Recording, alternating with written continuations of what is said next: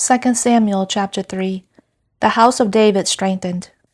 Now the war between the house of Saul and the house of David was long, and David grew steadily stronger, but the house of Saul grew weaker continually. And sons were born to David at Hebron. His firstborn was Amnon, by Ahinoam the Jezreelitess, and his second, Chileab, by Abigail the wife of Nabal the Carmelite, and the third, Absalom the son of Maacah, the daughter of Talmai, king of Geshur, and the fourth, Adonijah the son of Haggith, and the fifth, Shephatiah the son of Abital, and the sixth, Ithream, by David's wife Eglah. These were born to David at Hebron. Abner cuts a covenant with David. Now it happened while there was war between the house of Saul and the house of David, that Abner was making himself strong in the house of Saul. Now Saul had a concubine whose name was Rizpah, the daughter of Aiah. And Ishbosheth said to Abner, "Why have you gone in to my father's concubine?" Then Abner was very angry with the words of Ishbosheth, and said, "Am I a dog's head that belongs to Judah? Today I show loving kindness to the house of Saul, your father, to his brothers and to his friends, and have not delivered you into the hands of David. And yet today you charge me with a guilt concerning the woman. May God do so to Abner, and more also, if as Yahweh was sworn to David, I do not do this for him, to transfer the kingdom from the house of Saul, and to establish the throne of David over Israel and over Judah, from Dan even to Beersheba." And he could no longer respond a word to Abner, because he was afraid of him.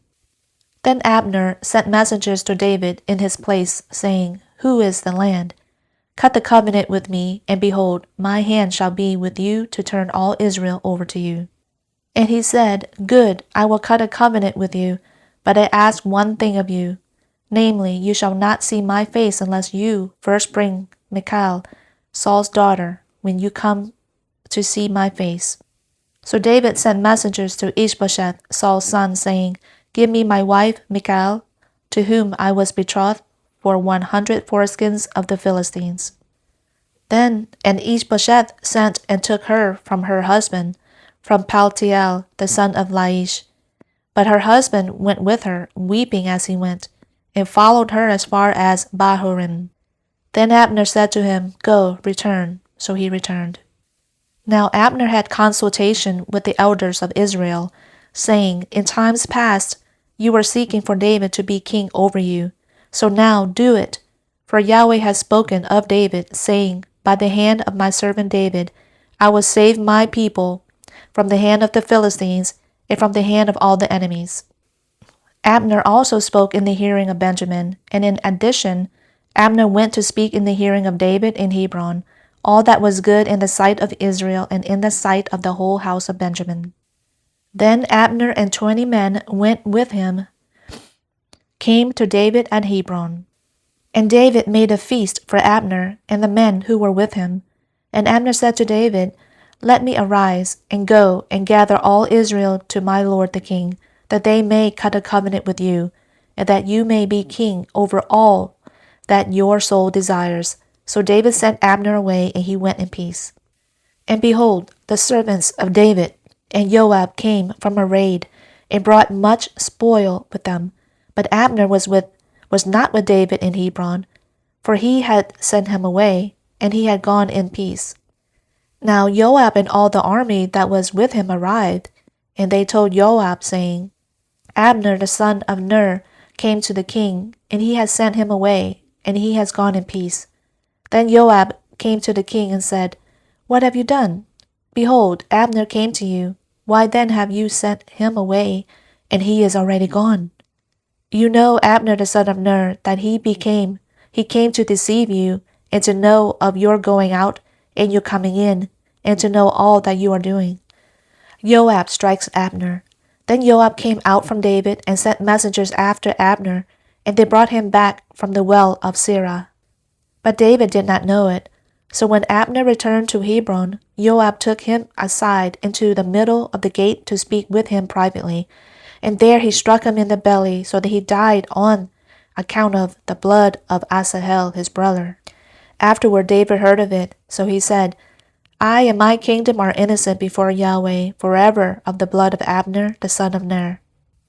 May it whirl on the head of Joab and on all his father's house, and may one who has a discharge, or who is a leper, or who takes hold of a spindle, or who falls by the sword, or who lacks bread not be cut off from the house of Joab. So Joab and Abishai, his brother, killed Abner because he had put their brother Asahel to death in the battle at Gibeon.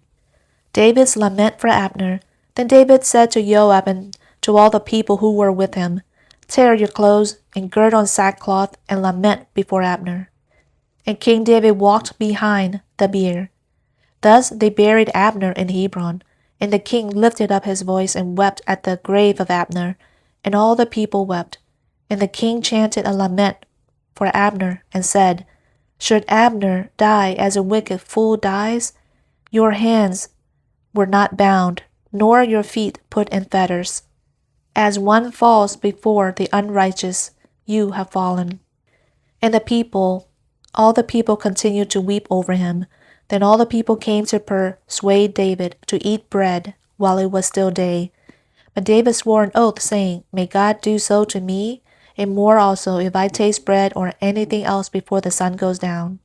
Now all the people took note of it, and it was good in their sight, just as everything the king did was good in the sight of all the people. So all the people and all Israel knew that day that it had not been the will of the king to put Abner the son of Ner to death. Then the king said to his servants, Do you not know that a prince and a great man has fallen this day in Israel? Thus I am weak today, though anointed king, and these men, the sons of Zeruiah, are too difficult for me. May Yahweh repay the evildoer according to his evil.